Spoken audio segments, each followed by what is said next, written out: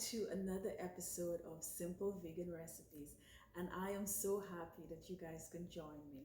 Two of my brothers this month had birthdays, my younger brother Leslie and my second brother Trevor. So today we're going to do a pumpkin seed walnut banana bread, and I encourage my two brothers to give this recipe a try.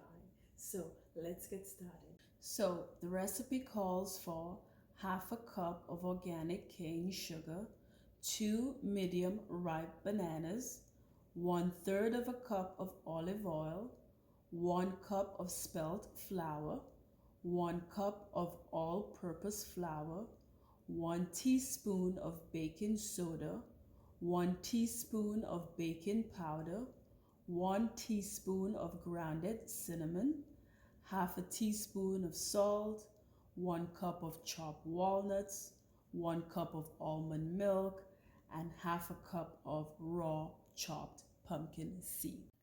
Okay, so this is our dry ingredients and this is our wet ingredients. We're going to mix those two together and we're going to bake it in a 9-inch baking pan at 360 degrees Fahrenheit for 40 to 45 minutes. So let's pop this in the oven.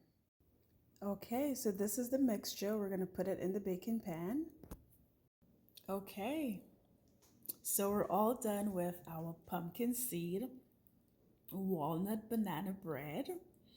This looks really good and it tastes really good. Now the holidays are coming up and most people do a lot of baking, a lot of cooking.